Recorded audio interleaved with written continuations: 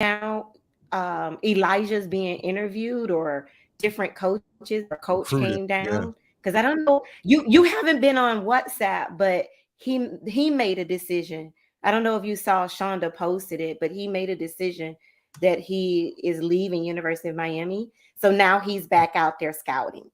So they are actually in a meeting right now, and she's not going to be able to make it. So she told All the us. love. All the love to I know, right? Elijah. That's what I told him. I said we wish him all the love and the support, Elijah. When if your mom listens back to this, or you listen back, we are here for you, and we wish you nothing but success. for Let sure. I me go talked to him ahead a and while put. back when things were happening. I told him, look, you got to do what's best for you. And you obviously were dedicated to the university, but things change, new regimes. You got to do what's best for you. Absolutely. Absolutely. And speaking of that, Ryan, I'm gonna ask you. I mean, it's not one of the topics, but I'm just curious how you feel. Cindy, you've been traveling, so you probably don't even know what's going on in the world. But What's up? how do you feel about the whole Deion Sanders leaving Jackson? Like, it Yeah, it was was the inevitable. news. Yeah, Yeah. it So was speaking inevitable. of doing what's best for you, like, do you blame someone? No, and that's the hard part. You get attached to a program that you build up and you do so well at, and it feels so good, and then it's almost Right. like everyone has to understand it's inevitably going to happen. You're going to take a better, higher position somewhere else. You can only go so far. That's a not even a D2 school. I don't think it. What is Jackson? Is it D2? Um, I think it is It's an HSBC. D2, Yeah, it's an but HBCU, but HBCU, yeah, right? I think they might be D2. It's the swag. But anyway, he Yeah, was it's the he was eventually going to get recruited for a lot of money by a D1 school, and he said they're gonna come with money, and I'm gonna entertain offer when they come. I'd be lying if I told you any otherwise. So Colorado was an interesting spot, even though you look at it, you see they're dead last, and they've been dead last for a long time. Maybe it's like there's only one way is up, and he could do some things there. right, right. But yeah, it's hard because you build such strong relationships and you achieve such heights at our program and you build them up, and then it's like I gotta go. And some people are gonna be like, "Why are you leaving us?" But other people could be, "You gotta do what's best for you." So yeah, it was inevitable, I think, but it is Absolutely. news Yeah. It was all over the news station today. for sure. Cindy, I didn't even get a chance to talk to everybody. Hi, everybody's coming in. Cindy, can you be on comments? Who all is out there? Let's say I'm hi already to on a it. couple people. Hey, let's see. Let's see who's on our lineup this Monday night. Yeah, this overlay right quick. Cousin Evelyn is Let's. on. Hi, Hey, Veronica, cousin Evelyn. Katrina, Sarah, Ryan. Hey, hey, hey, Yes. family. And All our right. little nephew Jordan. His birthday is coming up. Wait, is I there can't echo believe on it's my been a end? year. Do you guys hear echo No, when I talk? You're good? no, Okay. we're All right. No, we're we're good. good. I don't know. Are they hearing it? I think we're Um, good. yeah, I can't believe Jordan is one already. Katrina, wow, the I time. know. Ryan, Katrina, the time flies, really. That's our honorary co-host, Jordan. Shanitha, hi, Anita, Shanitha. hi. She joined us. She's always supporting us on the show, guys. She's always sharing our pages. She's very active. Sarah, Sarah's gonna be there. Listen, Sarah's always gonna be there. That's our family. We do have That's our right. family. And Katrina and Ryan. And Ryan even shares us with Monday Night Football. So he's a huge Damn, support. I forgot to record that. Just reminded me, Uh-oh. man. Who's playing tonight? Ryan, let us know in the chat who's playing Monday Night Football. But At let's Ryan. go around. Let's go around and introduce ourselves. Oh my, well, you know what? I don't even want to introduce ourselves. Like, you know what? Hello, December. Could you guys tell? Like, why am I the only one that is celebrating Christmas? Ryan told me I was too soon. Like, A little bit. audience, let me know. Am I too soon? Are you? Who has their Christmas trees and their decorations up in the house? Like, come Nah, I on. got the Let me Christmas tree up, and here's a caveat, TK. You're not too soon if you keep the same energy all month. That's fine. I thought it was like we'll do Okay, it today okay, and then okay. not after this. But if it's starting today and it's ending all December, I'll let you go. That's fine. You better have it You next Thank week. you. must know who you're dealing with. Okay. I thought Through it was a Cindy, birthday I'm month so through anxious. situation, but January. Through January. okay. Ooh, yes, I will. I All right. will. Cindy, let everybody know what city you're reporting from because you're still traveling. Y'all, I am reporting live from Columbus, Ohio. Some of my favorite Interesting. people here are in Columbus. My college voice teacher, who is now my partner, my book writing partner, lives here in Columbus. And I have really great friends that I made in New York who also are from Columbus and still have roots here. So Disney Princess, the concert, is playing Columbus, Ohio tomorrow, and I'm so excited to be here. Columbus is a really nice town. It's I'm going to pass cold it up down to there. Ryan We David, should be who's got a having new setup. Ryan, Yeah, introduce well, yourself. Tell our new listeners about yourself. hi everybody. How y'all doing this evening? I hope everybody is good. Ladies, I hope you are good. Happy December. Yep, Ryan David, psychology professor, personal leadership coach, holistic lifestyle coach. Just happy to be here. And I do have a little bit of new tech going on. I hope everything is good from a technological standpoint. Just been working on my studio a little bit, really trying to get my workflow down pat so I can start doing my own thing and pumping out more content. So I just have the light off, actually, the master light off in the back. So it looks a little bit, I hope it's popping a little bit better tonight than It before. is. Is But I yeah, Cindy, he's do setting up the can I scene. say that I do miss the lower table that that's shows the over there. wall? Yeah, that's over there. I will Yeah. say if you were asking for my opinion, no one did, but here it comes. So I'm saving that for like my content. So I have a backdrop Ooh, for my content because I did a Mm. lot with you already. So it's switching it up a little bit. But ooh, do y'all see ooh. Sleepyhead right here? There's a picnic basket. Is that a No, cat? it's a Wait, what is that? A cat? it's a sleepy cat. She snuck in here. She's sleeping by the A time I real got cat? started. So Oh, I gotta kick her out. I only mess with real cats, Cindy. Come on now. wait. Cindy, how you just gonna come back like this? No, you know what? Bye.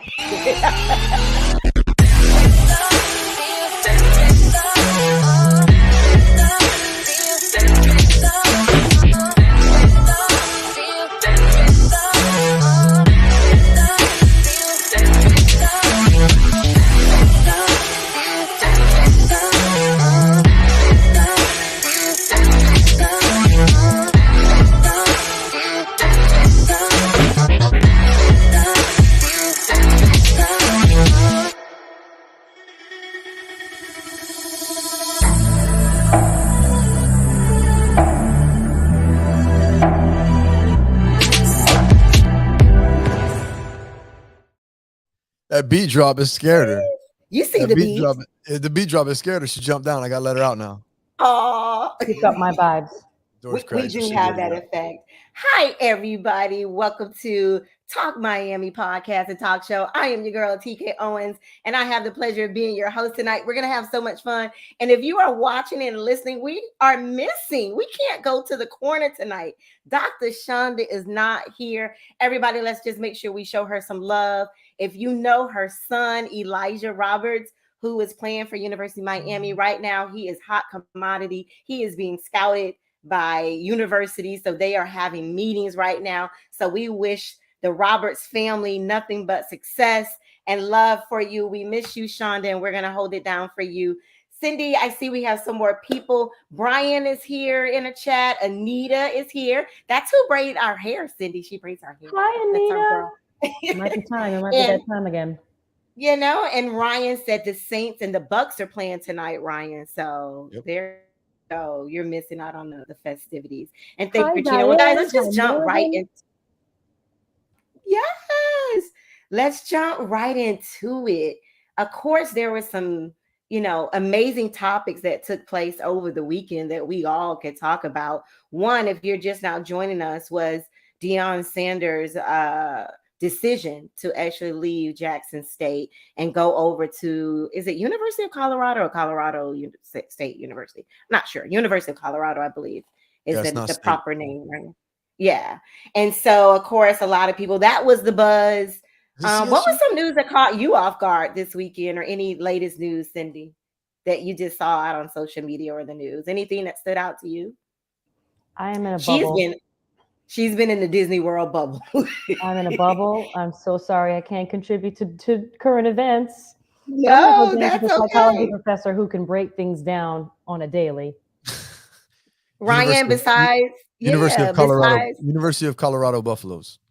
perfect. Besides Deion Sanders, was there anything that stood out to you in latest news?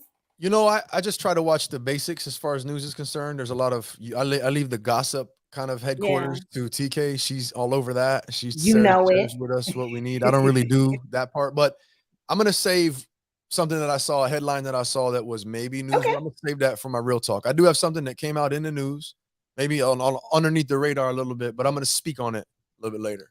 Awesome. So let's just jump right into it. Oh my God. So tonight we're going to talk about in the first topic. Of course, we all know DWade, former NBA player, and he actually has a transgender daughter that we know of now that goes by the name Zaya Wade. So they are back in the news. They're always in the news, but they are back in the news because the latest thing that has taken place is that Zaya has decided to legally transition to a girl, meaning she wants to legally change her name and she wants to legally have the sex change. And with that decision, her parents, which if you guys don't know, that DWade actually has full custody of Zaya Wade, and he is now married to the actress Gabrielle Union, and they have decided to support Zaya through this transition, although Zaya is only 15 years old. So that is the question. Not only are we going to find out from the co-hosts what I guess let's go to the question, but listening audience, the same thing for you. I want to propose this question to you. Should DWade allow Zaya to legally transition as a minor? The reason why I'm also bringing this up is because now this case is in court's hand in the state of Florida, that the mom, the biological mom, is now trying to stop this legal transition from Zaya actually, making that decision at 15 years old. Mom wants Zaya to wait until she's 18 years old. And so that's my question. And we're going to go around the room to Cindy and Ryan. But I also want to know your thoughts, listeners. Give us what you think. Should DWade allow Zaya to legally transition as to a female at 15 years old? But who I want to actually go to first is, on this point, we have a female point of view, Cindy, and a male point of view. Cindy, what are your thoughts with this decision? I work with a lot of children. I work with a lot of kids. I I understand what it means to be a kid, and also what it means to sort of find your identity as an individual. Being mixed race may not have a close comparison, but it is an identity issue, and finding what community you belong to. Those conflicts do still are quite present in a lot of our society. I struggled with it, my identity and where I'm supposed to fit in and belong. And it really wasn't until later in my life that I started to accept and enjoy who I am and what I contribute to the world as myself. I do feel that the brain is not fully formed, and Ryan could speak to this after. The brain is not, and the mind is not fully formed. And so as much as you can wait till they're 18, you can wait till they're 21, you can wait till they're 25. Once you make the decision to do it, there's no going back.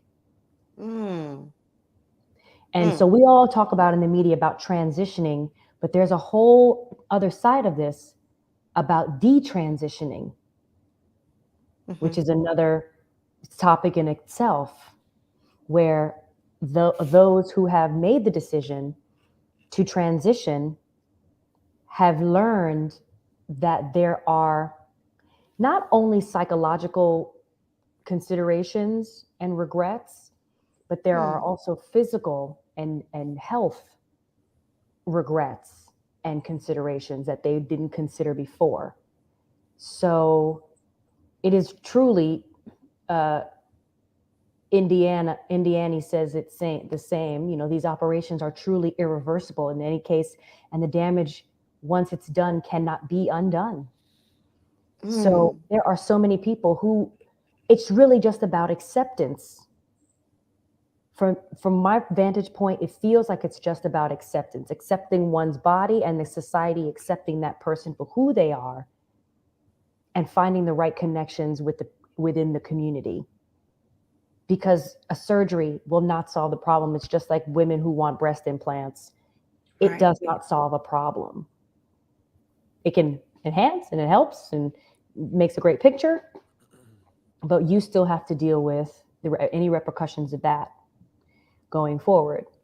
So those are my 2 cents on it.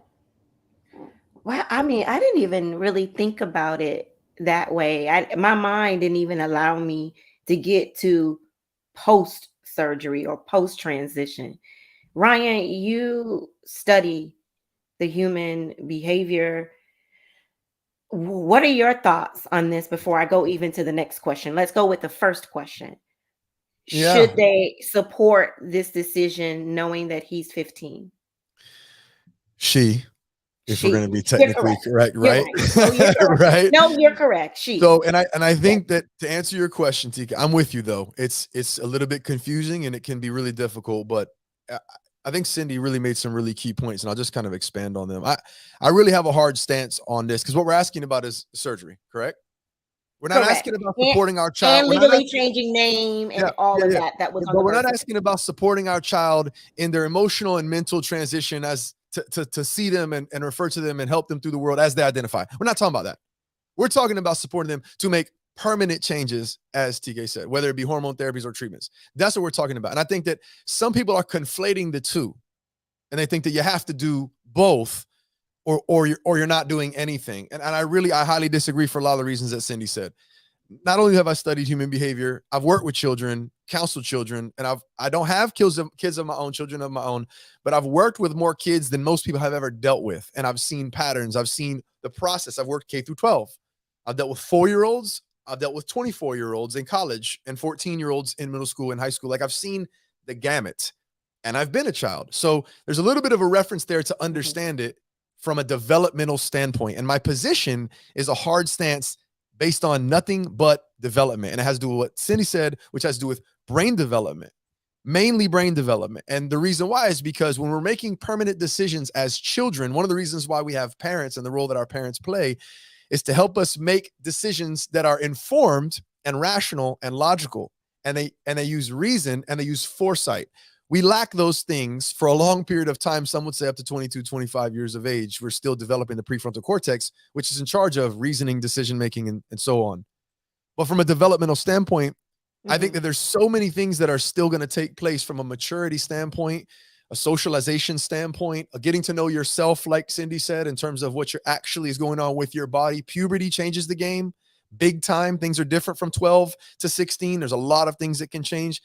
So for me, I think if we're going to narrow down what this argument or this conversation is about, it is at what point do we support the child? And at what point do we say, look, I'm going to encourage you to hold off, or I'm not going to support you in making permanent changes until you can make that decision on your own and be fully responsible for that on your own as an adult. And I say at least at 18 years of age.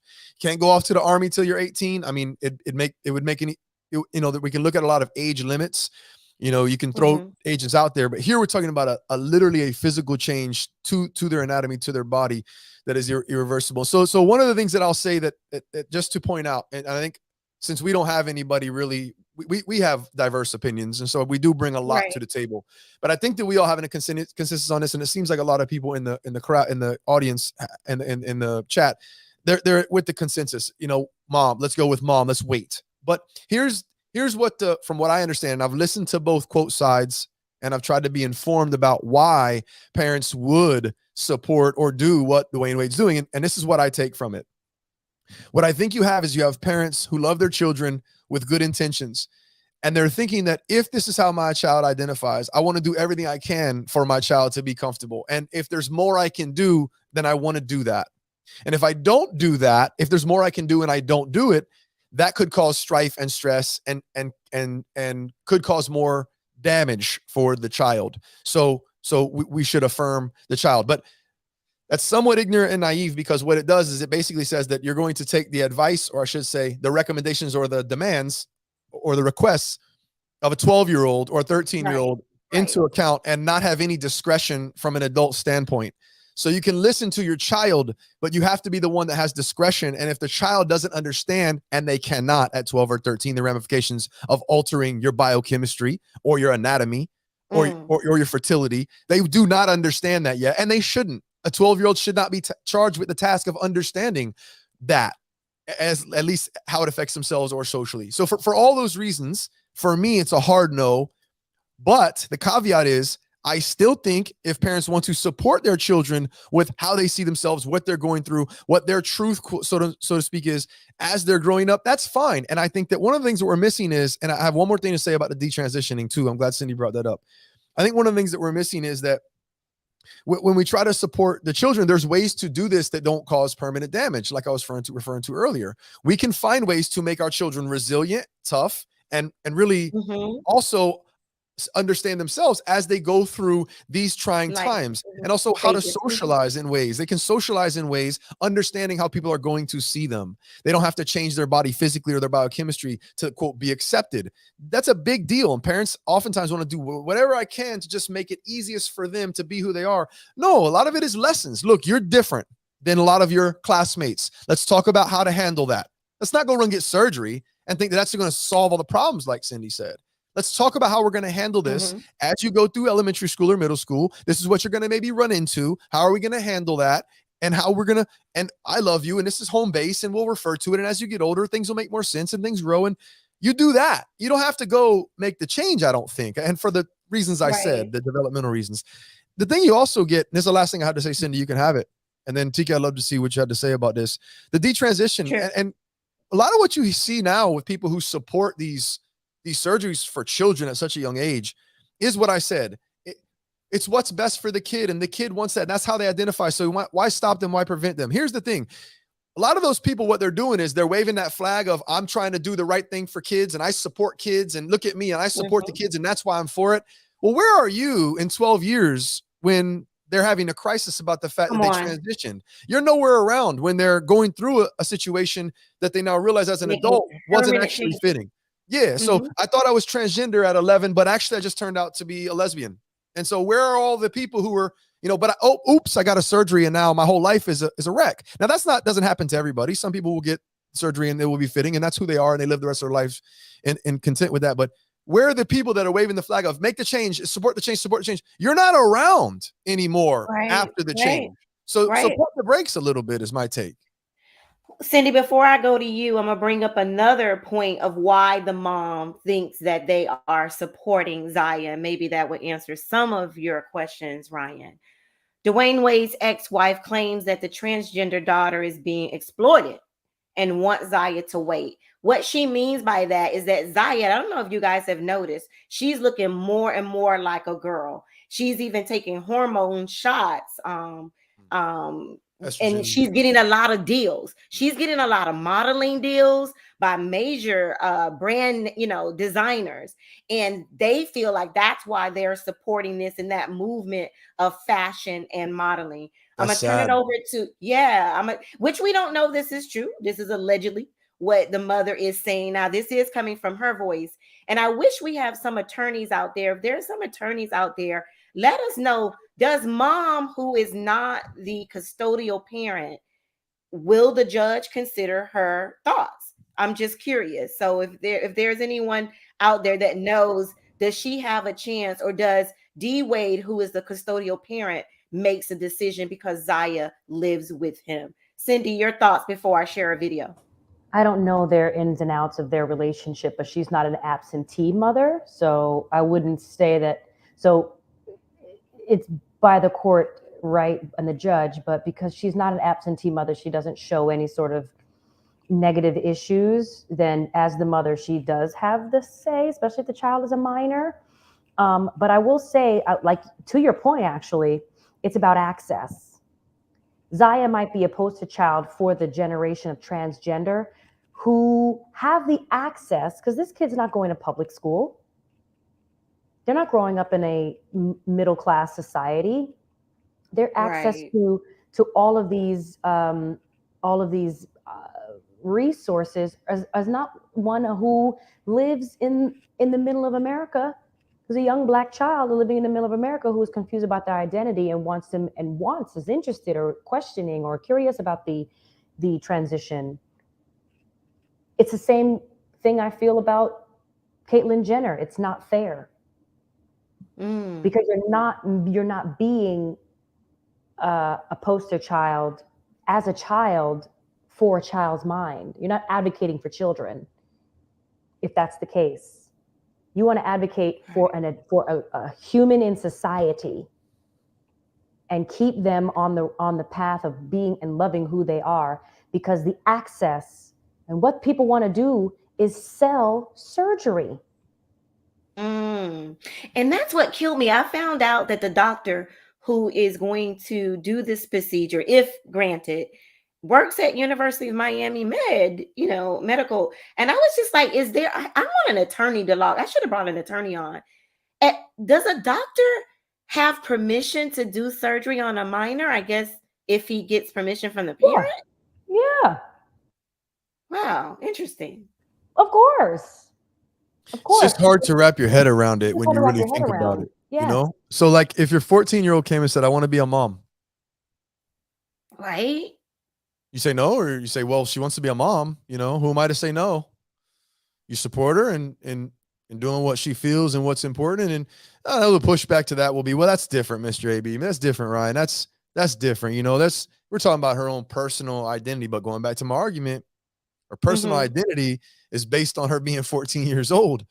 Lots going to change, and so you have to take those things into context. I just think that you talk about permanent changes and it's just not necessary at that age. And again, I could go off on about how corrupt some of the APA has become, American Psychological Association, and how they approach the treatment for gender dysphoria or for any of these individuals in these situations. And they I don't want to say they're pushing surgery, but they've opened the door. They've kicked the door wide open for it to look and appear as though that is almost recommended as a way to resolve gender dysphoria. So yeah, that train has left the building.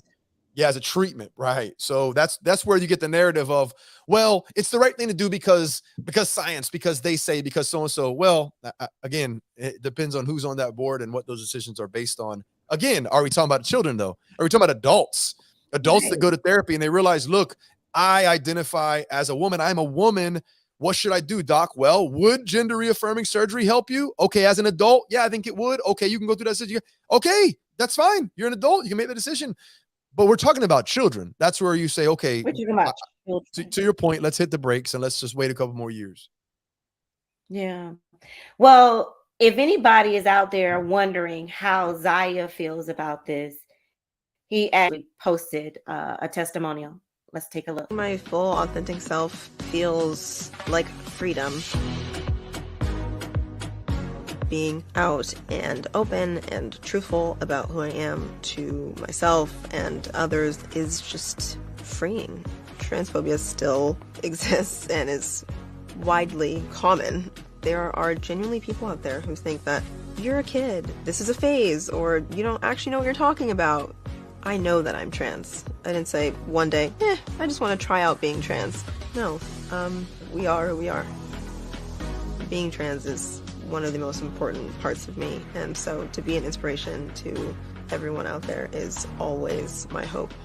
But I also hope that I just finish high school, go to college, get my degree, and also live a life outside of Zaya Wade, the trans person, and be Zaya, just Zaya. Good luck with that, as long as that's the most important part of your life. Now, first of all, good, priorities. Fine. You're trans. That's the case, and that's fine. We're not even arguing whether you should or can't be or aren't. That's not what we're doing. We'll actually support you in being trans if you want to do that. The question to me was surgery and reassignment surgery and hormone therapy that's going to cause some irreversible changes. I'm going to say, just hold off, Zaya. Just chill. There are so many people in my community, particularly, who have paved a way and fought for their voices and their identities to be seen, recognized, and heard and respected. And there, a lot of them made it through, and a lot of them didn't. And yes, we do need champions, and yes, we do need examples, and yes, we still need voices in that community who support and visibility. But 14-year-old as the poster child is kind of suspect. And for a 14-year-old person to be the poster child for a gender assignment surgery is wild. It's However, wild. she can be the poster child for a person who requires and commands and demands to be seen as the individual that is a part of a community of people. Yeah. 100%. Yeah. I don't mean to cut you off, Cindy. I was going to throw something in there. We also need to look at the privilege part of this. There's going to be kids out there who are 11, 12, 13, who maybe feel they're trans, and they're not in a position to even think about having the financial means or the access to these surgeries. So, Zaya, let's see if you can be just a kid that's dealing with these things and not have to have access to these extremities, at least in my opinion. So, like, can you be a model of how a kid can go through childhood and then adolescence as a trans kid that then becomes a trans adult that then later makes the adult decision based on, the opportunities that they, and I mean, like, there's ways to do this. And again, I think we have to, Zaya is a celebrity. I don't care if modeling agencies are seeking her or not. She's the son of DWade, arguably the greatest Miami Heat player of all time. Like, what are we talking about here? She is a celebrity, whether she likes it or not. And we know celebrity is toxic. It's a poison in certain areas of our lives. And so when you start to mesh those things together, it's dangerous. And I think you're seeing some of that now. And Dwayne is in a spot, a tough spot, because he's in the limelight. He's also a parent. He loves his child. There's a big push for this now. Is he going to be the one that doesn't do what his child wants when society's screaming you have to do what your child wants? Right. And then there's the last thing I'll say, which is that I didn't even think about the fact that there is a movement right now, and there's going to be, Zaya even really embodies that. And you spend any time around any kids. Hell, I've spent time around 22-year-olds that are a mouthpiece for things on Twitter. Everything that she just said right there was a script. I mean, I've heard that and read that dozens and dozens of times. Yeah. Why would you expect anything else from a 14-year-old? I mean, she's a celebrity and she's a famous 14-year-old, but from a 14-year-old who's going to be soaking in social media and all of these things that are popular and going on in attention. Like, no, man. When you become the head of your own household, when you really become responsible for yourself, then you can make those types of decisions at any age. Ooh, Cindy, you're speaking of my household, and that's exactly what I tell my kids. Because there's an understanding and there is an awareness and a level of stakes of survival that one has to consider when these sort of ideas come to play, when these challenges come to play and these obstacles in your life. You can't say I want that and you don't have the access. You have to deal with what you've been given. So it's hard. Yes. And Ryan, I completely agree with both of you guys. There are other ways they can support her movement. And I think they will. I think they not that they'll say yes to the surgery. I think that they will make a decision that fits Zaya's well-being for her future. Right. Cindy, let's go to some of the comments. Let's see what I wanted my cousin Evelyn here. She says, if you need both parents for a passport for minor kids, I'm thinking you would need both parents sign off on that, not attorneys. So I wonder, does the mom have any power in decision? Do you guys think we're losing you a little bit, TK? You're a little choppy. You're a little choppy. Can you hear me now? Is it better? Yeah, I don't know what you did, but just okay. That's okay. I was just wondering, does she have any rights to stopping this? The mother, biological mother. It's going to be if she can afford lawyers that are better than Wade's. I mean, unfortunately, that's what I think. What the judge decides. That's what I think. Yeah, it's really money talks. Cindy, let's share some of the comments. Let's see, because I love everybody's chiming in on this. Let's see who has some great thoughts to share with us here. Evelyn said, if both parents need a passport for a minor. Yeah, that's what she just read.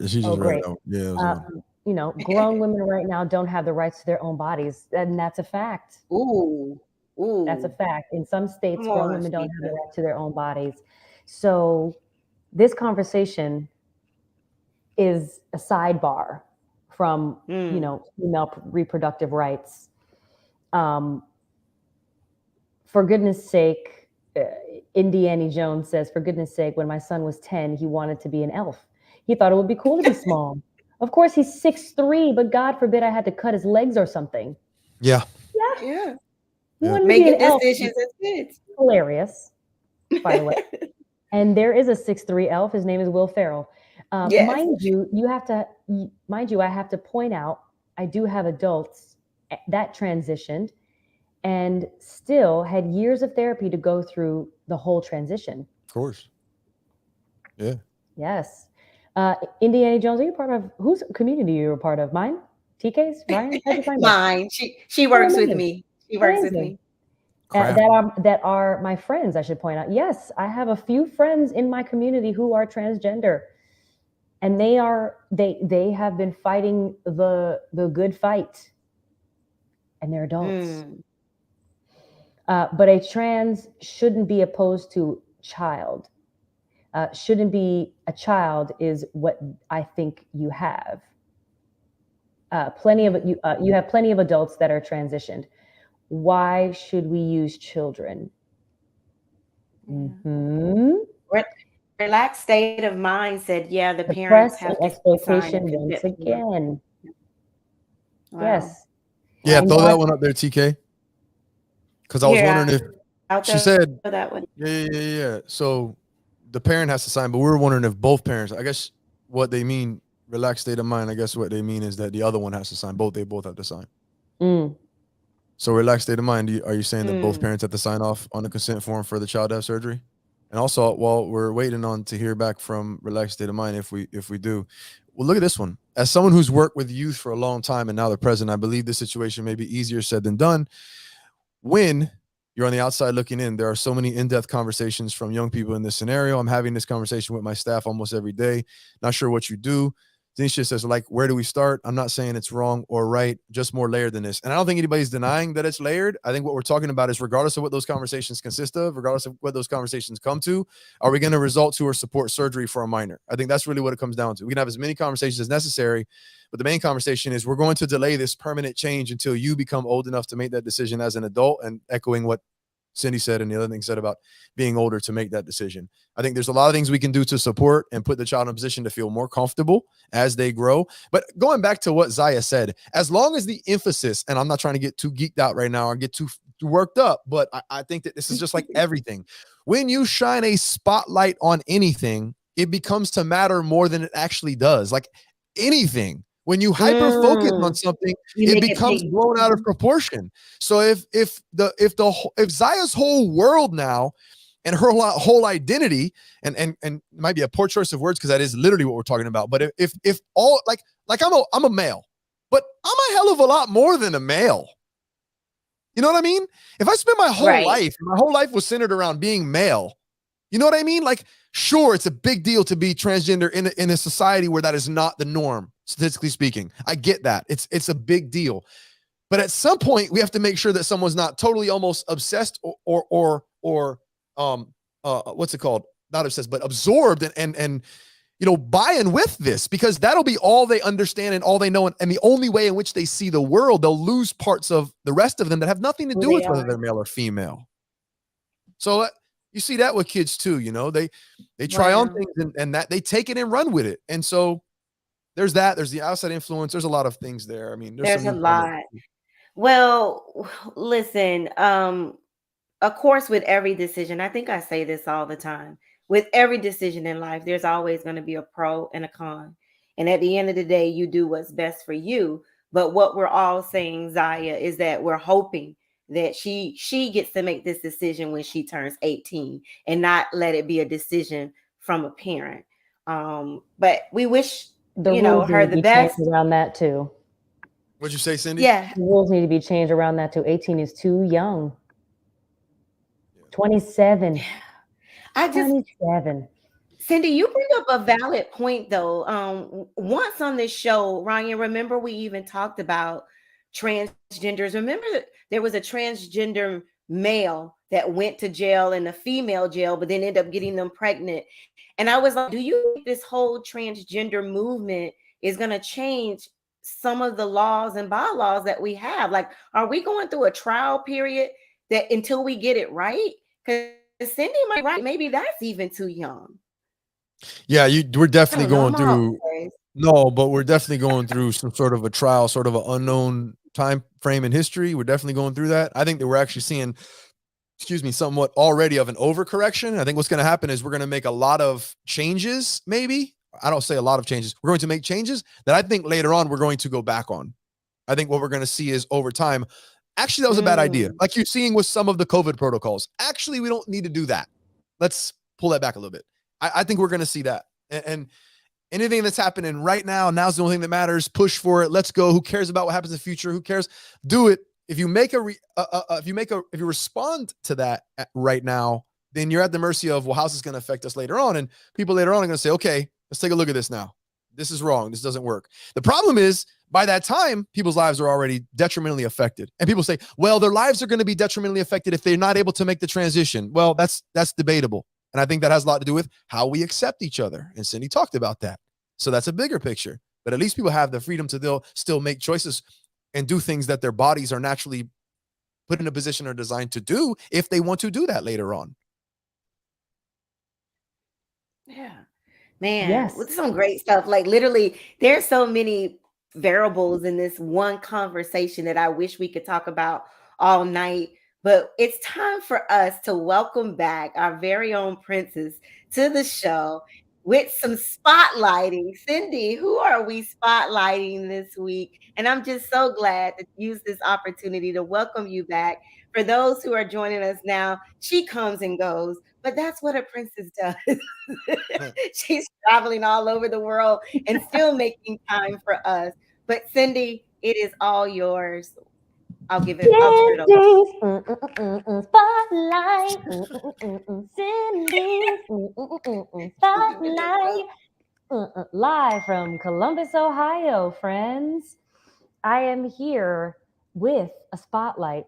Now, TK asked, what are some of the things that came out as news for you? And I almost forgot that my spotlight was about a nostalgic character. Onika, I hope you are on and watching tonight, because as I was scrolling through Instagram, I found a trailer to one of the most pop culture iconic figures of the 90s. I'm just going to play the video. Okay. This, you won't believe your eyes, your mind. You won't believe it when I bring her to you. Psychic reading can be powerful and life-altering. Call me now. Call me now. Call me now. Call me now. Call me now. Call me now. You realize that your life is not ever going to be the same. Miss Cleo was a psychic advisor, and she read tarot cards. If anyone watched TV after midnight, you knew who Miss Cleo was. The best entertainment I could possibly imagine. She had such a presence. They didn't just want to hear about the future. They wanted what she gave. She gave you the truth.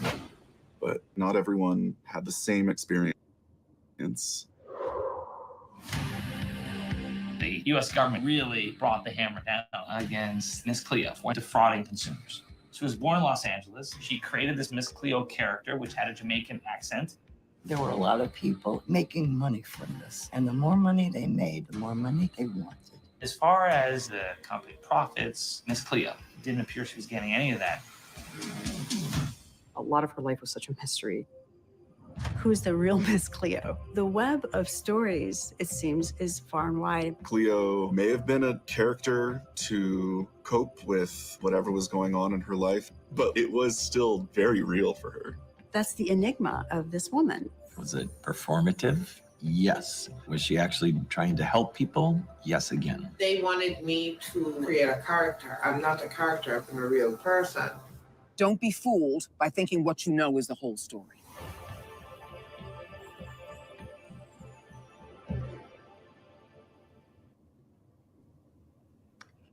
You scam me now. Oh, you scam me for my reading. How did she get her own show? And I need a show. Rest in peace, by the way. Miss Cleo died of cancer. Yes, she passed away. Oh my God, I remember her in the 90s. For sure. Y'all, Miss Cleo is having a documentary made about the entire Miss Cleo era, experience. the experience, the era. Onika, I remember yes, that. Didn't she become like a millionaire because of all of this? a millionaire. I mean, sure, of course. She was on every single commercial Yep. slot. Every single commercial slot. Call me now for a free read. She would read your tarot. She would read to everybody on this podcast right now. All of our Talk Miami family grew up in the time where Miss Cleo was relevant. And now she's coming out with an HBO Max documentary. Well, she not coming out with it, Cindy. They're gonna do a documentary they on produced it. her And behind. I think Raven Simone may have something to do with it because, I mean, I don't know for sure, but I remember watching That's So Raven, and Raven was a psychic. She had psychic abilities on that television show. So it's only fitting that, you know, she's one of the stars that sort of bring Miss Cleo in. And then there was another woman, the bald woman with all the tattoos. She was a cast member of Mad TV. And she would portray Miss Cleo. If you guys remember her. Onika, you have to remember her. She said, You know, Onika said it was a vibe. It was a vibe. Yes. It was. The documentary is on how it was a scam, though. Let's be clear. So yes, the whole thing about it was a scam. So we're gonna get to the bottom of it on December 15th. HBO Max is streaming. I'll mess with it. Call me now. I will. Please, y'all. We got to watch it. We got to come back. She said, "Call me now." Wait, do the Jamaican accent, Cindy. Yes. Call me now. I am not a something. I'm a real person. You know, she doesn't sound as Jamaican as she just sounds like all over Caribbean. I love it. I love all of it. I want more. It really hurt. It really hurt the Jamaican people for a minute. Yeah. You know, you heard our reputation for a minute. Damn. But yeah, the stereotype. You know what I mean? Right. It's a terrible stereotype, and they started casting people in movies and TV like some kind of Jamaican Obia woman who can see the future and like tell you fortune and all that shit. So, you know, full well I'm about to watch that, John. Absolutely. Everybody, let's clap up for Cindy. Spotlight. Doom, doom, doom, doom, doom. Cindy. You hear me? You hear the harmony? Thank you, Cindy. TK's cousin Onika is in the chat. And Onika is, I will say, if I ever had a best friend, Onika was my best friend because she was my spirit animal growing in Miami. Everything I was getting ready to think, she already thought. And she thought it 10 years ago. So thank you, Onika, for being on this episode today and tuning in because you get it. We love and support you, Cindy. Thank you so much for this week's spotlight. Now on to topic number 2. TK, I wanted to get, I gotta say, and you could just tell me if I think we did pretty good for that first topic. That was a blue tape topic right there, bro. Like I was when you shared that, I'm like, we're gonna go there. When I talked about what is gender, it was kind of like tape was all over the place. If Shonda was here, I wonder how she would have felt about that conversation. But I think we handled that one immaculately because that's a real conversation, bro. Like that's good stuff. Absolutely. Proud of you. Proud of you both. Yes, and I'll be honest with you. I've learned to. By the way, everyone, outside of what you see on Monday, we literally talk and chat every day, especially when something breaks, news break, or something to share. We have our comments. You have 4 different personalities on here, and sometimes we agree and sometimes we don't agree. But what I have learned in this world, and to me, you'll have an easier life knowing this, is that everybody's entitled to their own opinion. And the number one thing is that it comes down to respect. Yeah. Like there is no need, Zaya, the parents can all have their own reason of why they're doing that for her. And at the end of the day, that's their household. Yeah. So is it our decision to make for Zaya? No, it isn't. But guess what? We were born with our own thoughts and our own opinion. And that's what this talk show is about, is to bring sometimes difficult conversation to the forefront. So let's just talk about it. but everybody has their own viewpoints. And that's why I love, if we all thought the same, act the same, and spoke the same, this would be a very boring world. No doubt. All right. And TK, I agree with you. And just going back to our chat conversations, or even when we talk about things here, you're right. Your life's a lot easier when you realize that everybody's entitled to and has their own opinions. But it's even a lot better when you become able to listen to what they are, even if you don't agree with them. Like, and your life will be better when you're able to listen to somebody else's opinion, even if you don't change your own mind. You're able to listen, you grow, and your life will be a lot easier and a lot better because you won't have the resistance, you won't have the emotions, and like, just understand that and just keep it moving. It's cool. Listen, that part. Listen, I have this saying: when you get in your 40s, and everybody can back me up in this, you'll get to a certain age that you're not going to argue with people anymore. If you tell me 2 + 2 is 5, I'm going to tell you right, just to protect my peace. Because listen, I'm not about to argue with somebody back and forth about my own opinion. Let's just respect each other. And I'm telling you, you will just learn to be more comfortable in this world, knowing that you can't make everyone happy. That's one of the hardest things, Ryan, that I'm still dealing with. I was just having this conversation with Farrell yesterday. I said, what I'm trying to work on in my personal and professional development is not allowing what people say to affect me. I am so empathetic that I put other people's feelings and thoughts before mine. And I'm trying to change that. But anyways, more to come. I'm just getting all off subject. But thank you, Ryan. Sorry, topic 2. My bad. I just want to jump in there and say that was good stuff. Yeah, I think we did all handle that respectfully. You know, that's my word. Hashtag respectfully. Let's get into topic number 2, because this one is just scenarios. I love scenarios. I love just throwing things at them just to see how people are going to react. You ready for this, Cindy? I know, right? Bring it I don't know what's about to happen. Let's play mind your business or say something.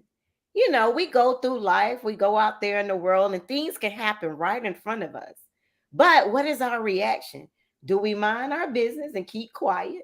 Or do we actually stand up and fight back or say something? Oh, these are social scenarios. Oh, they're not topics you're going to ask me about. They're like a social situation. Well, kind of both. Like, you don't know what's going to happen.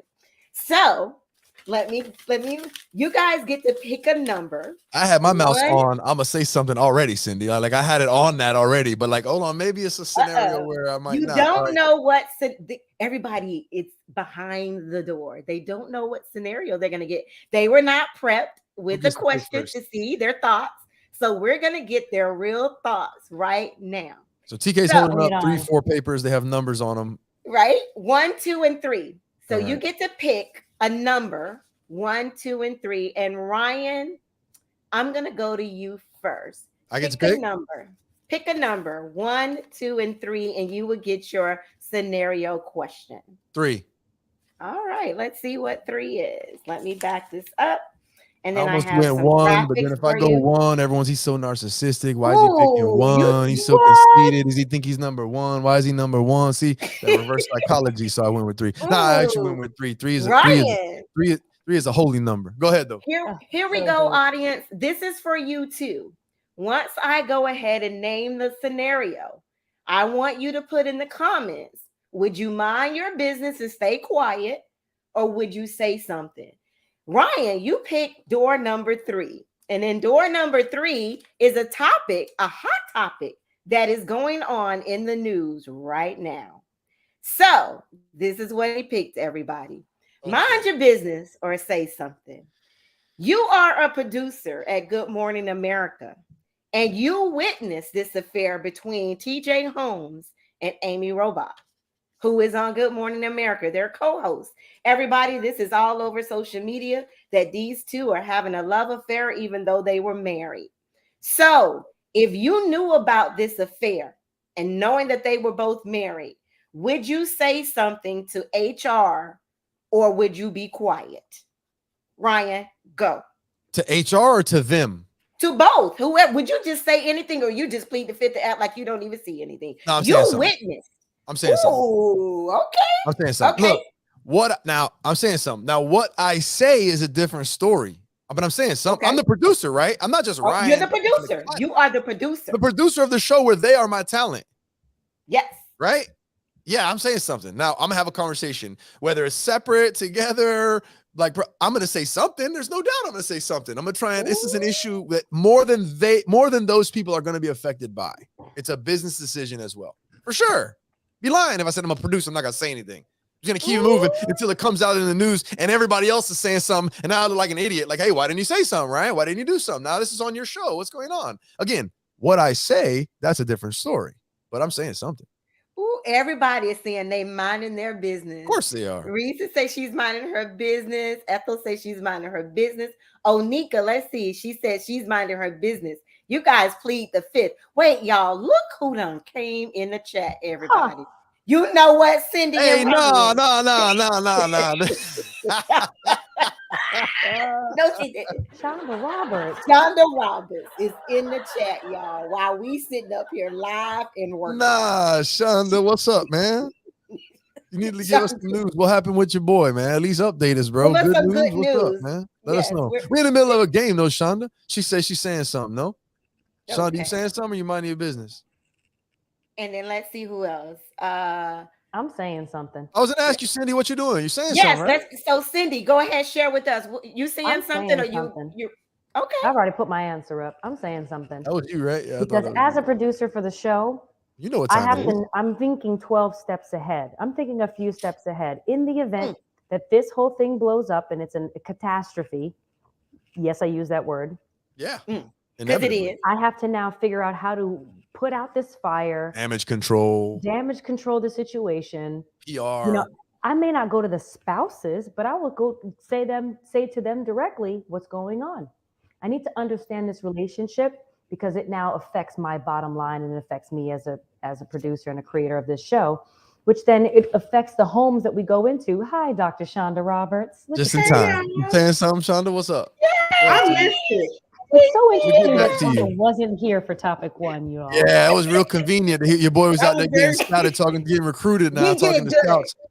Real interesting, Cindy. You're right about that. That was my blue tape. That's exactly what that was. No, we did good, Shonda. Shonda, we did good. And no, I didn't. My phone died.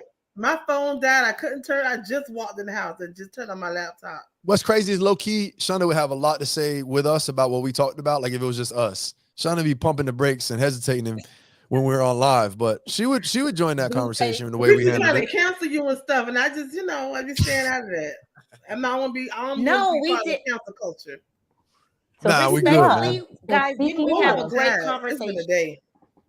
Okay, what am I minding my Shonda, business? The only one getting, if anybody get canceled, the only one getting canceled is me, Shonda. If anybody, y'all ain't getting canceled, I'm gonna be the first one to get canceled. You know they're getting rid of white man first. You know they're getting rid of white man. They gotta go through me first. You ain't getting canceled. White man. That's why I mess with y'all. White man. So Cindy was finishing. Cindy was finishing her thoughts about why she would say something. And she was coming from actually the business standpoint, from the industry standpoint, and she has a better probably vantage point of how all that stuff works than we do. But she agreed. You'll say something, right, Cindy? I'm saying something. I would absolutely say something. So if you found out about the affair, go ahead, Cindy. Give us your answer. Why? Like I said, something? I would speak to the individuals involved first and hear what they have to say. But I'm walking out of that meeting with a request for a solution. Ooh. Yeah. If this doesn't, then this. If this happens, then this will happen. We will not walk out of here without some sort of resolution-based conversation.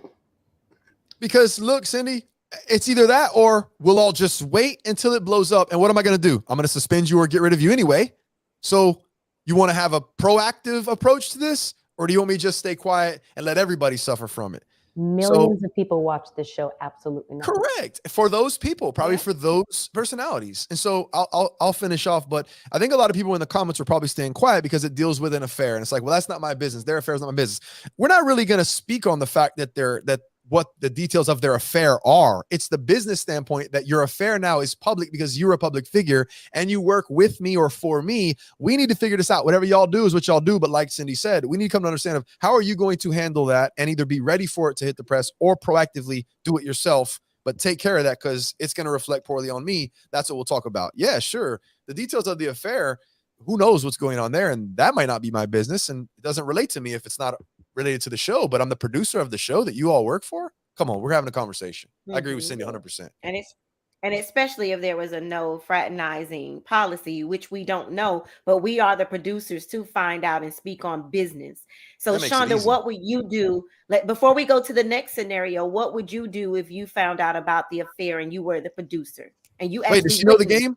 TK, does she know the game? Shonda, you know the game? I caught it when she was holding the envelopes up. So I picked my number, and it's what would you do? Would you mind your business, or would you say something? And this was my number. My number was this. It was this. Y'all want that comment up there? I'm gonna take it down. That's the situation. Take it down. You the producer, Shonda. Do you say something? I would say something to both of them. I would definitely speak to both of them. Gotcha. I don't know if I would air it out to the public, but I would say something to both of them.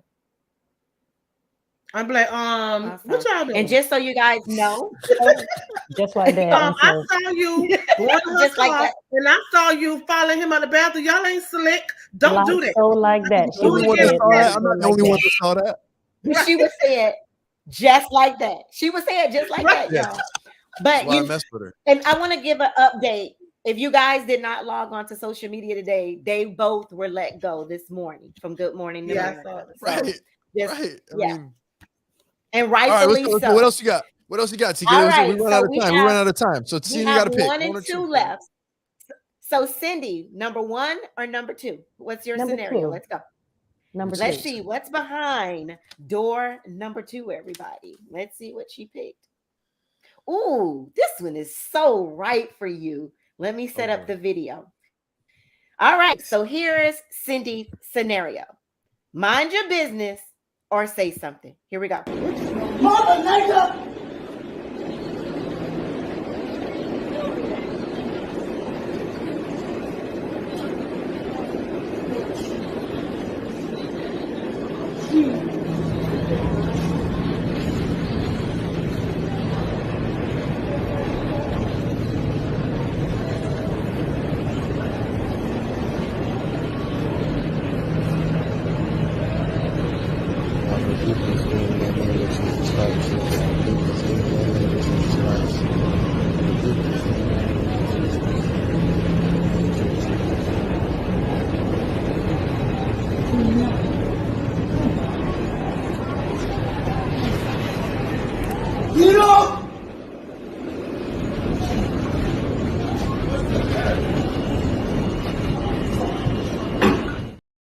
Nah, hell no. Is do something an option? A New York subway.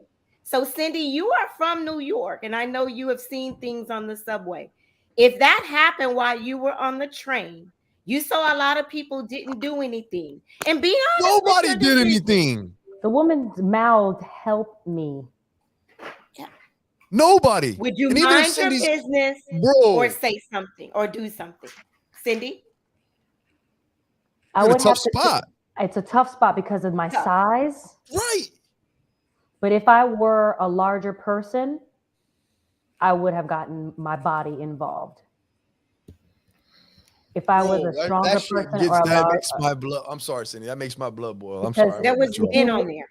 If you took a man took the video. Yep. So soft, bro. That's the problem with this country right now, dude. We're not putting our aggression towards where it needs to be placed. Really bro, this is crazy. If you're looking at the scenario, that woman feels like she's in danger. Mm-hmm. Mm-hmm. That person has a whole handful of her hair, and he's not letting it go. And she's going, "Help me," and no one's moved because texting 911 and taking pictures. I mean, essentially, that's what that person did and posted it. But texting 911 in the subway is no reception. So you'd have to pull the emergency lever on the train to get the conductor to stop the train, then come to the car to deal with this person. It's a lot. And who knows if that person has a weapon? We don't know. But clearly they were in a place because they looked very strong and they were wearing a tank top, a crop top sweatshirt. Might have been mentally ill, might have been on drugs. So many variables. It's a dangerous situation. Yeah, there's so many variables. New York is a very different place. Even more so than it was before the pandemic. So I will say that I understand that that person felt like they were in danger. And there's a lot of mentally ill people there. It's a different place. Cindy, can I just throw something out there? Someone was praying. Did you guys hear them? They was like praying because, like, what can you do? Like, that's a hard one. Go ahead, Ryan. No, I was gonna say what you can do, and again, I wouldn't expect, I wouldn't expect or demand or for someone, again, I'm sure Cindy got on one. She could rough somebody up if she really put her energy into something. But I wouldn't expect someone of that size or that petite. Right. No. So I wouldn't expect that. But what we all could do, and again, just this isn't advice on telling you what to do, Cindy. But I'm thinking as a petite woman on the train with someone, a psychotic person that's physically assaulting someone else. What do? You start calling out everybody else on the train. Y'all just gonna sit there and watch? Y'all just gonna let her, like, you make a scene in a way where numbers become the issue, because I saw 14 pairs of shoes in that video. Yep. 14 pairs of shoes can do something. I don't care what's going on with that person, but nobody did it. Here's the fine line in society. This phone has us so encapsulated, so cut off. We're so detached. Everybody is now minding their own business, but to what detriment? Now somebody's in need. Somebody's life may be threatened, and you're just gonna mind your business. I'm gonna stay right here on this side of the train. That's horrible. I mean, it's inexcusable. And I get it. There are people there that they don't want to put their own life in jeopardy. They don't want to step out there and but you know what? Here's what I know you're capable of. Let that be your child. What you say? Bet you stepping up. So where's the line? You have a citizen, a Samaritan, that they're in jeopardy now. Now, I'm not saying risk your life for any old stranger, but damn, bro, like 14 people gonna just sit around and watch it happen and get the phone out. I can't fathom it. I can't. It makes my blood boil. Go ahead, Cindy. So I'll give you a scenario. I was dating this guy, and we were in Midtown near Madison Square Garden, Penn Station. There's a lot of traffic, a lot of people. And we were coming up from the subway. I had an electronic scooter in my hand, and I was walking with him toward his apartment. And right up the block, I was just saying, I was like, New York feels like kind of crazy. It was the middle of the summer. And I looked down the block and I saw an altercation. And the guy that I was with, he might have looked like you, Ryan, got his body involved in the scenario. Good looking dude. Was. You know what? He got his body involved in the situation. Did not take into consideration that he was with a person. Right. So here's how this situation escalated. It was a group of people. There were two people involved in this altercation. One brother on a bike, and then this other guy who was shirtless and had a broken glass in his hand. Two dudes were fighting. They were in an altercation. Okay. And this guy was clearly inebriated in some way or out of his conscious mind. And he was holding a broken bottle in his hand, and his hand was cut. And my guy that I was dating went toward him, and people were like, look out for the glass. So shirtless man and man on a bike, the man on the bike tries to get away, but it's Midtown, so you can only go so far depending on what color the traffic light is. And so this guy goes in the middle of the intersection. Now, mind you, across the street, there are two police officers who see this thing happening. But instead of let the police officers deal with it, or the crowd, which the crowd had already gotten involved, the guy I was dating got his body involved and started to chase and try to stop this altercation in the intersection. So now the police get involved. The police get involved to the point where they cross the street and they pull out their gun and they point it in the direction of the shirtless man who was holding the glass bottle. I am standing behind the shirtless man with the glass bottle, just off of the left of him. Yeah. And so the dude you were with kind of put you in that position. Yeah. Yes. Yeah. Yes. He put me in that position. Yeah. And then he was upset with me because I shouldn't make him feel ashamed. This is New York, and I am New Yorker. I shouldn't make him feel ashamed for doing something right, which the right thing to do was to get me out of that situation. Mind your business. Yeah. Number one thing is to protect you. Correct. And that didn't happen when I saw that gun.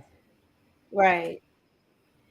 Guys, Yeah, I'm different having so much scenario. fun with this game. It allows us to see what happens. You ever heard that saying, you never know what you will do until you're put in a situation? Of course. So this is what I wanted to get out of everybody is what would you do? Shonda, you are left with number one. Look, Shonda said, I just logged on. Here she go.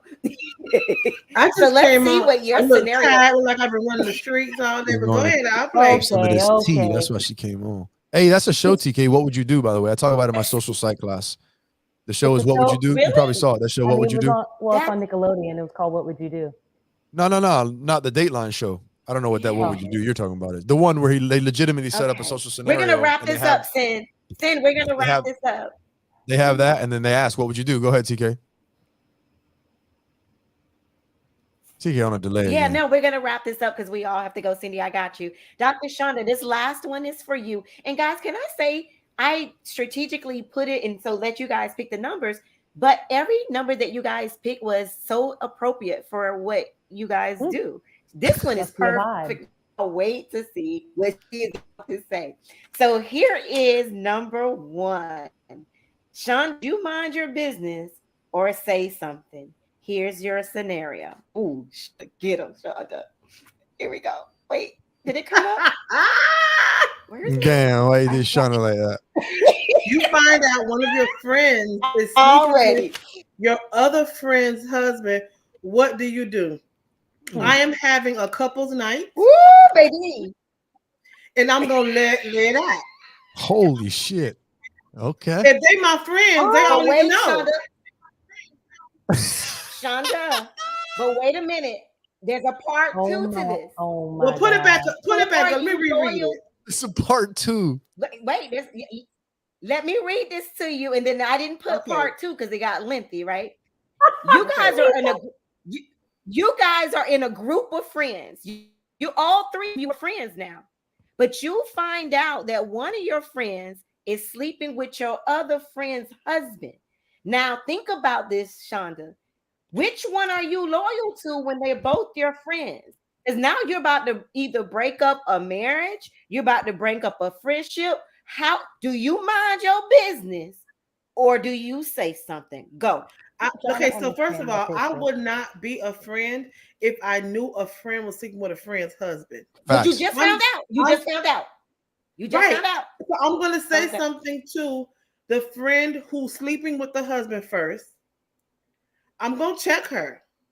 But there's no way I could continue to be around the other friend Because you're not fake. Right. Exactly. I couldn't do it. So I got to say something to that friend as well. I'm gonna tell her, you tell her, or I'm gonna tell her. There it is, right there. She needs That's to it. know. That's it. Exactly. I like exactly. I'm gonna lose a friend out of that. I don't know got who. till next week Which to tell one? her. I may That's lose a next friend that's doing the cheating, but you tell her, or I'm gonna tell her. You Because got there's to no the one end of be the in day your on face, Friday. TK, and sitting sleeping with your. I'm not gonna do that. You tell her, I tell her. You got got to one. the You end got of you the got business 30, you day. got 3 hours. 3 hours. 3. I said I'm gonna give you the end of the work week. Okay. Damn. And now they're changing the work week to a 4-day work week. So we're gonna have to consider that. Right. Listen, But you're I about watching to a break movie up a theater. lot of friendships and relationships, Shonda. If you They're say already so. broken, TK. There's a lot of They're already broken. broken. There's a Y'all lot know of I'm fish in doing the this to sea. entice her.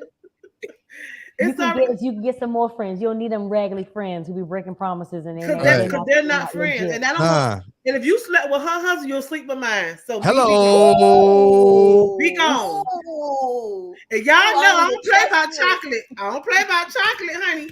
Listen, don't be dead in jail. I don't play.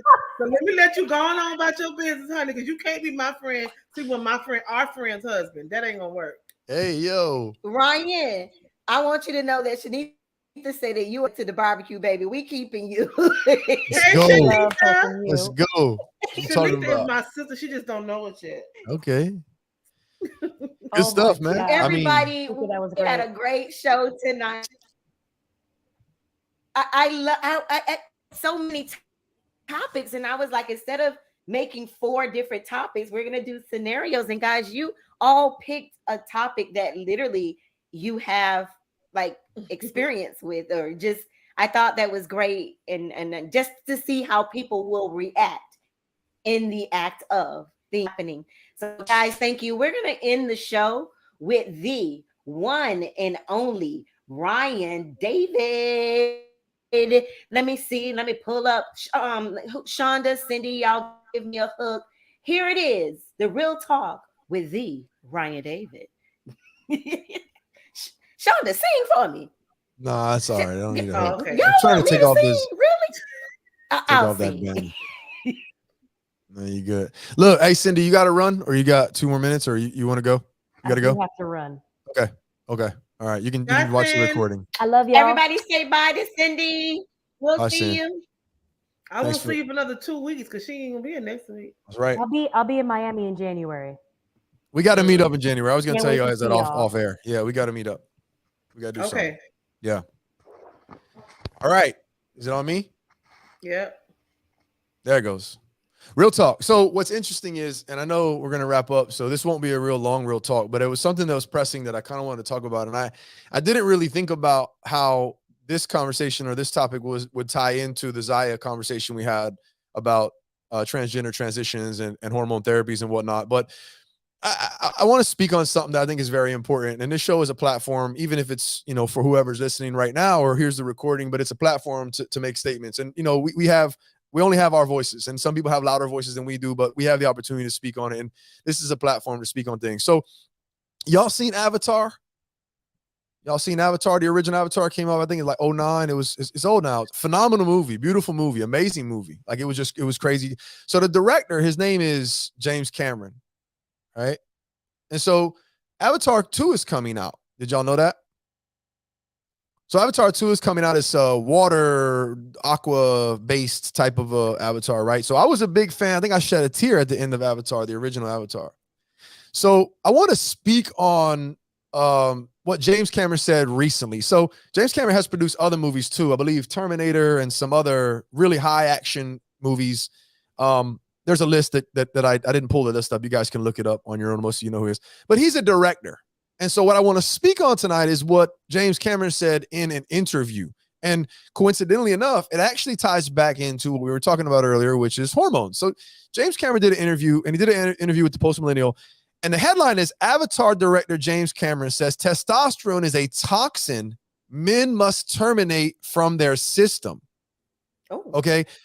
And I want to speak on that because, first of all, this is a movie director. He is not a clinician. He is not a physician. He is not a biologist. He is not a psychologist. This is his opinion, and he's speaking on testosterone. So not only is this ignorant, not only is this uneducated, but this is just flat out wrong. And the way he's saying this as a headline really can facilitate some of the stereotypes and misconceptions about testosterone that already exist. And I want to put really exactly what his quote was, because headlines, sometimes the titles, the headlines, they can be a little bit different than what was actually said. But this is what he said, quote unquote. A lot of things I did earlier, I wouldn't do career-wise, and just risks that you take as a wild testosterone poisoned young man. I always think of testosterone as a toxin that you have to slowly work out of your system. I want to speak on testosterone in a moment, but I first want to say that James Cameron is way beyond the age in which testosterone is still pumping naturally through his blood. He might have a little bit, but unless he's going on testosterone therapy, he is aged out from the endogenous amount of testosterone that would normally have been pumping through his system as a younger male. That's number one. Number two, James Cameron is James Cameron. Not Titanic was his other movie, by the way, a big one. He's not just James Cameron because of Avatar. James Cameron is James Cameron because of a lot of the movies that he filmed on the backs of younger males, actors that were in his movie. So, and those males wouldn't be males without the testosterone in their system. So it's somewhat hypocritical and a little bit ironic that he's making this statement. But I just want to speak to how important, and I'll wrap up with this, testosterone is. I talk about this in my intro to psychology class as we talk about the endocrine system and we talk about testosterone.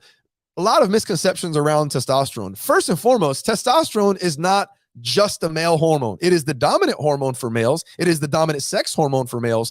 But testosterone is an essential hormone that is vital in terms of ratio with estrogen and estradiol for males and females. Both males and females need an adequate amount of testosterone. This is not a male thing. Of course, it is the dominant male sex hormone, but absolutely it is vital to the physical health, mental health, and sexual health for females as well. I have some literature that shows sexual health for women improves depending on the level of testosterone in their system, and it's actually used as a supplementation. So this idea and this notion that testosterone is toxin, first of all, is just flat out wrong. It is absolutely critical and vital to our health, and it does a lot more. It's a lot more than just this toxin and a lot of the association is testosterone and toxic masculinity. Toxic masculinity is a conversation to have all in and of itself and what that consists of.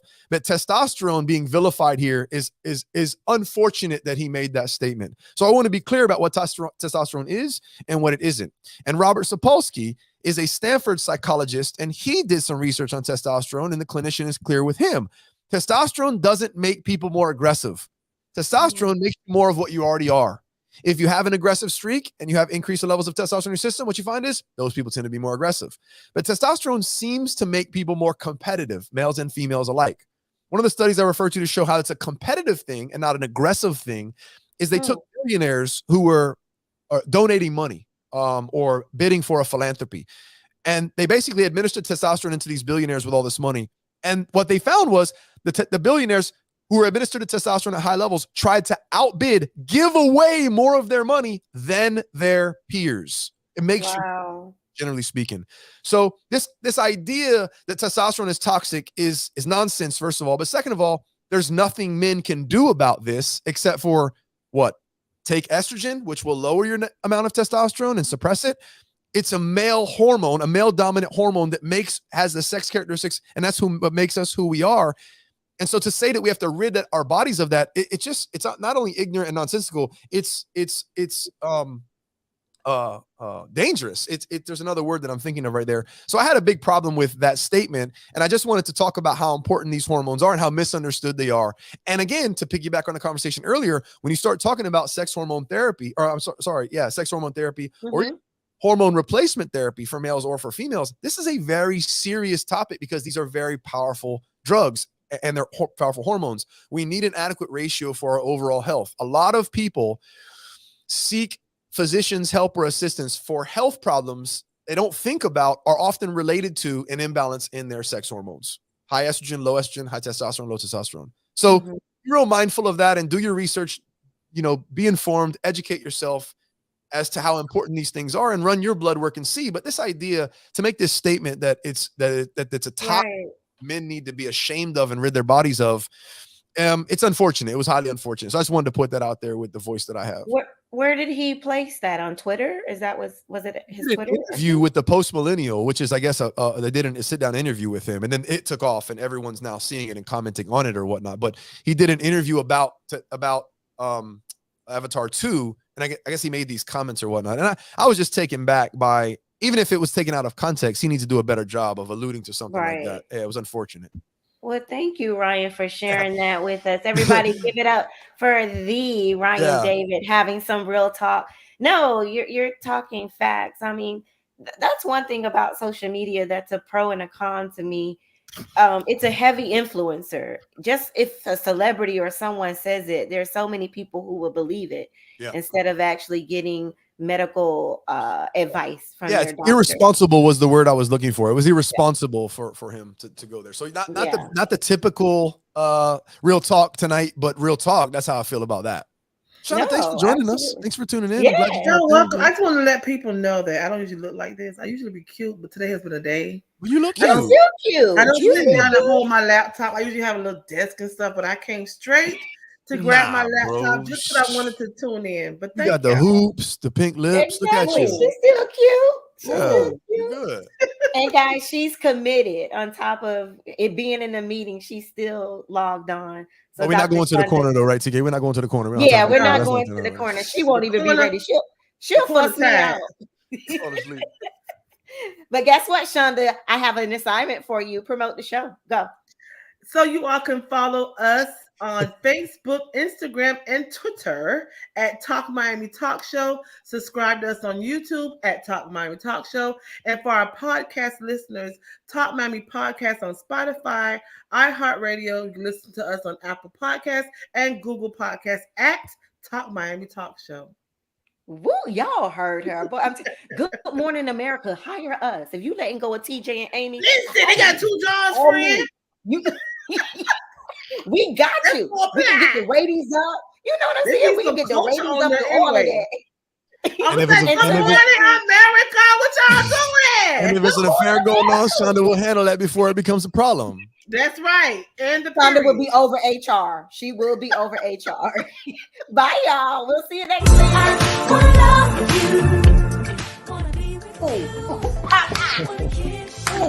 All right, ladies.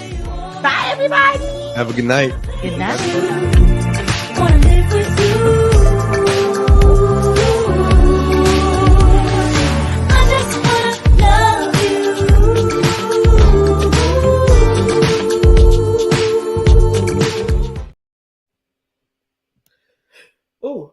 Ooh, wow. Caught you at 4K. Where she go? 4K. You Caught your ass in 4K. Go to sleep. Got him. We called her. Yep, we called her. Everybody next.